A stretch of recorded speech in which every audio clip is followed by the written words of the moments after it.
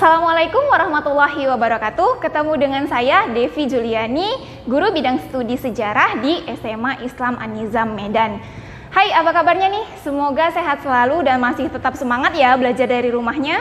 Kita ketemu dalam mata pelajaran sejarah, pastinya kita akan membahas materi-materi sejarah yang menyenangkan. Oke, baik. Materi pembelajaran kita pada hari ini yaitu tentang kolonialisme dan imperialisme.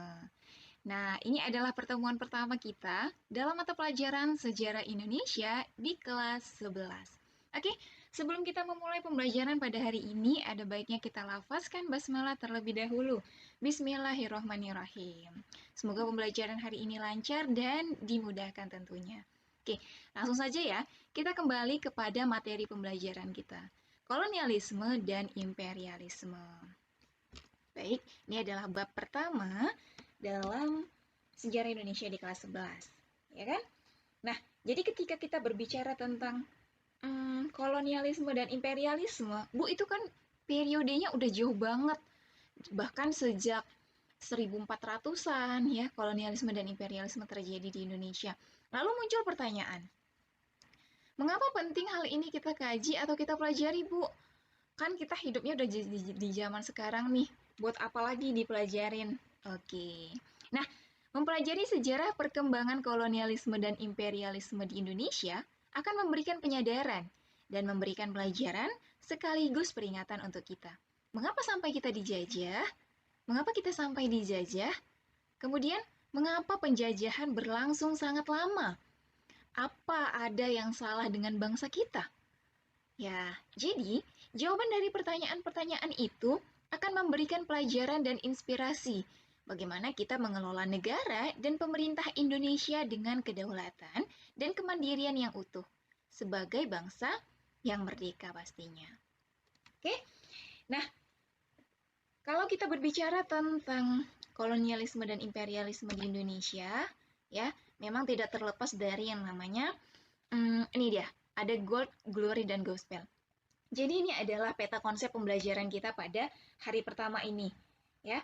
Bagaimana kemudian kolonialisme dan imperialisme muncul yang dilatar belakangi oleh salah satu peristiwa di mana jatuhnya kota Konstantinopel ke tangan Turki Utsmani pada 1453. Nah, jatuhnya kota Konstantinopel ke tangan Turki Utsmani pada saat itu membuat keadaan ekonomi dan perdagangan di Eropa, khususnya di Eropa Barat, itu menjadi tidak lancar. Karena kita tahu bahwa kota Konstantinopel ya itu berada di wilayah Laut Tengah. Laut Tengah adalah kota perdagangan ya, bisa dikatakan jalur perdagangan yang menghubungkan banyak negara. Nah, ketika kota Konstantinopel ini jatuh ke tangan Turki, maka berimbas kepada keadaan ekonomi dan perdagangan pada masa itu. Gitu. Nah, kemudian tujuan daripada kolonialisme dan imperialisme nantinya ternyata itu tidak hanya satu, ada yang dikenal dengan 3G, gold, glory, dan gospel ini tadi. Nah, kemudian ada yang dikenal dengan perburuan mutiara dari timur, ini dilakukan oleh bangsa Portugis, Spanyol, Belanda, dan juga Inggris dalam perebutan hegemoni. Nah, perburuan mutiara dari timur inilah nantinya yang kemudian memunculkan yang namanya kekuasaan kongsi dagang atau VOC dan juga penjajahan pemerintah Belanda. Nah, oke baik. Sudah paham ya peta konsep dari pembelajaran kita pada hari ini? Nah, kita lihat materinya. Nah, yang pertama, motivasi, nafsu, dan kejayaan Eropa. Jadi sebenarnya di dalam sejarah bangsa-bangsa di dunia, ya, ada yang dikenal dengan masa penjelajahan samudra. Nah, jadi aktivitas penjelajahan samudra ini dalam rangka untuk menemukan dunia baru. Apa itu dunia baru? Oke, di next slide nanti akan kita bahas ya. Jadi, aktivitas penemuan dunia baru ini tidak terlepas dari motivasi dan keinginan dari bangsa-bangsa Barat ini untuk tetap bertahan hidup, memenuhi kepuasan dan kejayaan dalam kehidupan di dunia. Nah, atau nanti yang dikenal sebagai 3G tadi, Gold, Glory, and Gospel. Nah, bahkan bukan sekedar motivasi tetapi juga muncul nanti menjadi sebuah nafsu untuk menguasai dunia baru. Ya, dunia baru itu demi memperoleh keuntungan ekonomi dan kejayaan politik. Jadi ini adalah sebagai ilustrasi bagaimana masa penjelajahan samudra pada saat itu. Oke? Kemudian muncul pertanyaan, daerah mana yang dimaksud dengan dunia baru itu? Ya kan? Oke, nah jadi ini dia. Yang dimaksud dunia baru waktu itu, pada mulanya adalah wilayah atau bagian dunia yang ada di sebelah timur. Timur di sini maksudnya adalah timurnya Eropa. Ya, kalau kita lihat peta nih pada peta dunia, ini adalah bagian dari benua Eropa. Nah, kemudian kita lihat ke timur.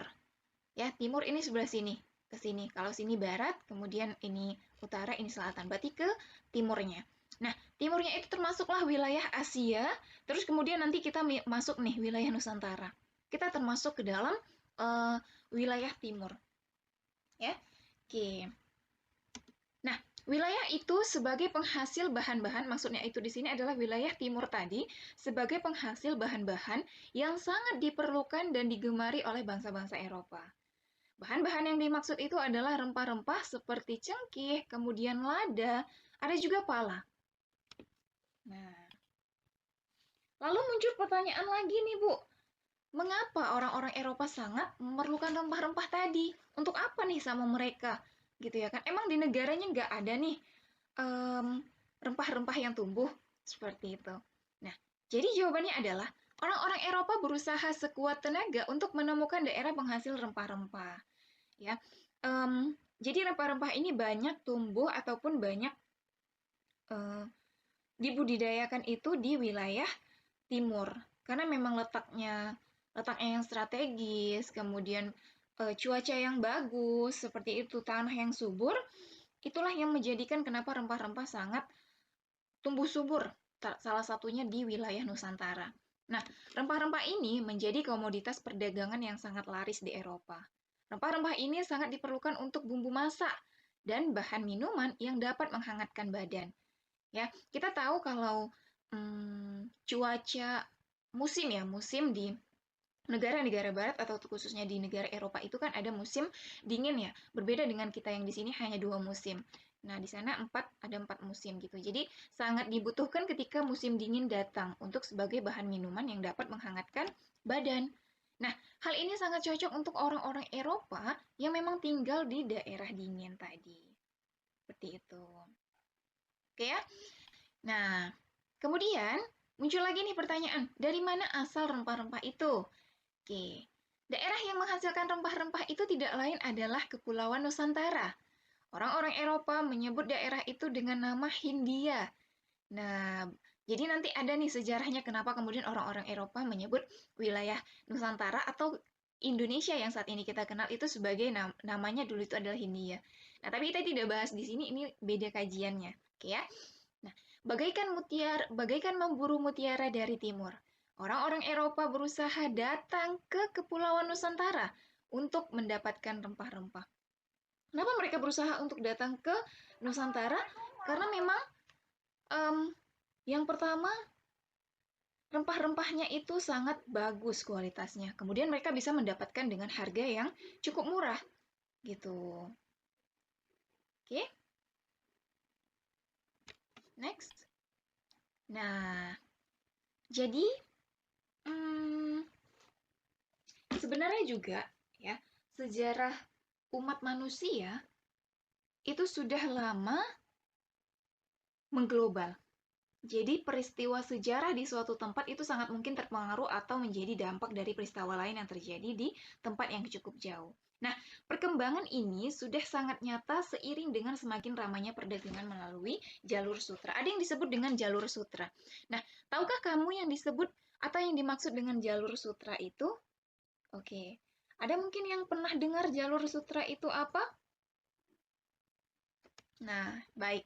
Ya, jalur sutra adalah jalur perdagangan internasional kuno dari peradaban Cina yang menghubungkan wilayah barat dan timur. Nah, di mana jalur tersebut mempertemukan pedagang dari barat dan timur untuk melakukan aktivitas perdagangan. Ya. Nah, ini adalah jalurnya itu. Dari Cina, ya kan, yang menghubungkan perdagangan dari barat ke timur.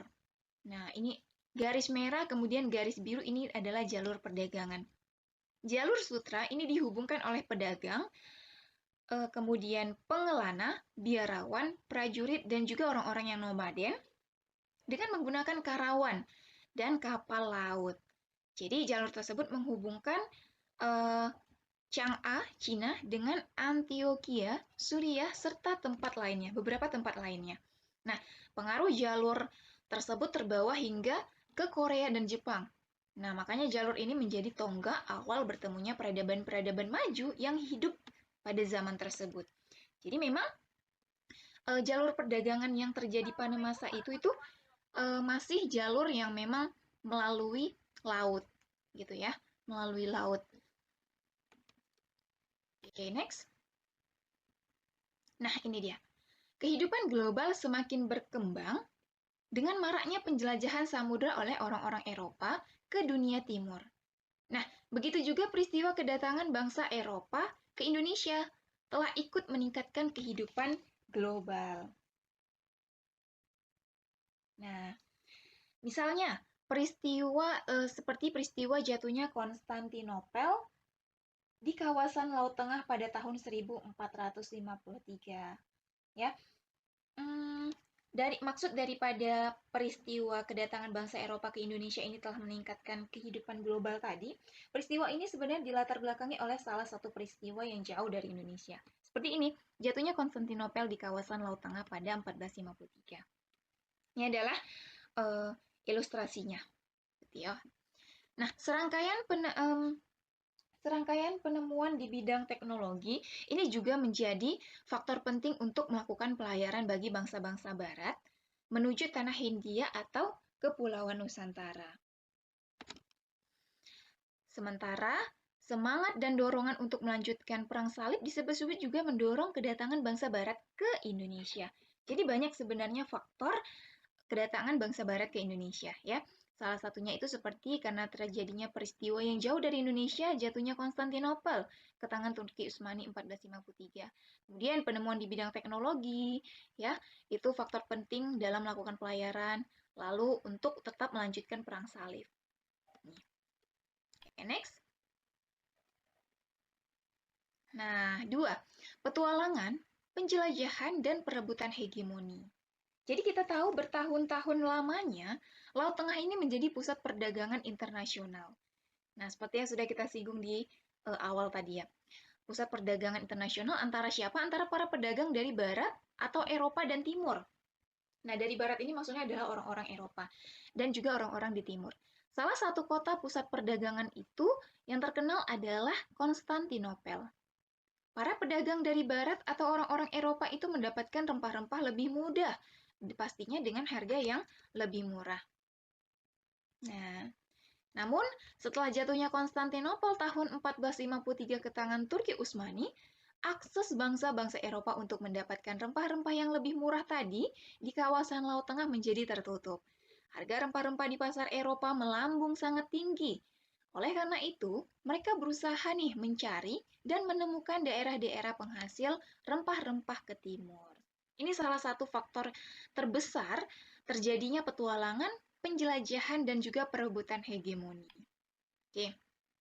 Nah, Portugis dan Spanyol ini ternyata dapat dikatakan sebagai pelopor petualangan, pelayaran, dan penjelajahan samudra untuk menemukan dunia baru di timur. Nah, pelopornya itu diperangai itu oleh Inggris dan Spanyol tadi.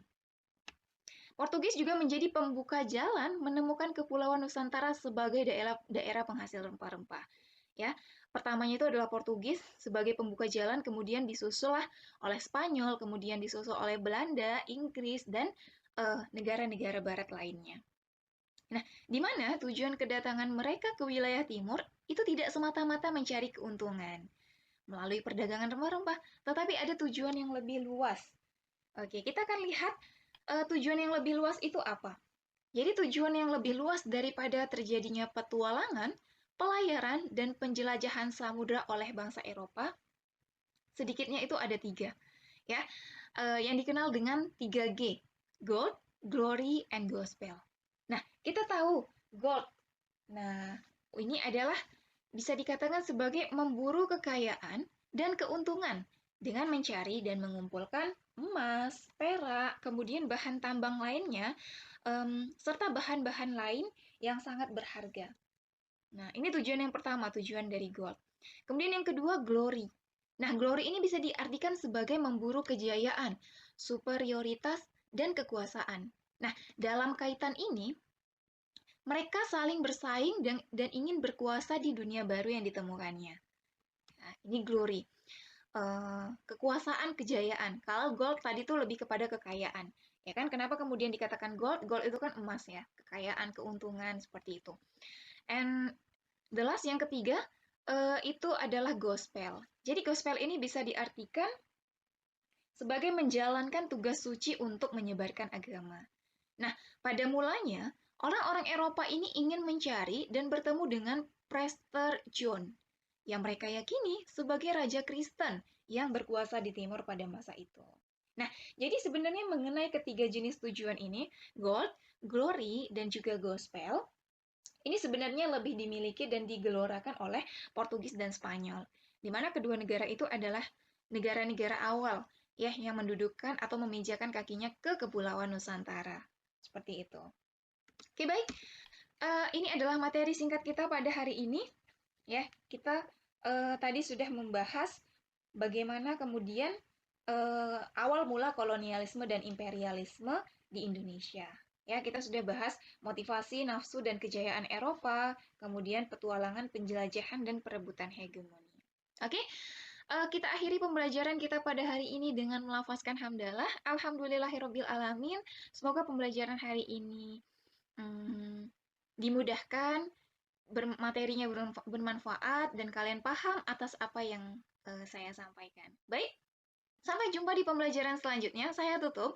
Wassalamualaikum warahmatullahi wabarakatuh. Demikian pembelajaran kita kali ini. Sampai ketemu di video-video pembelajaran selanjutnya ya. Jangan lupa like, komen, dan share video ini. SMA Islam Aniza Medan, unggul, cerdas, Islami. Wassalamualaikum.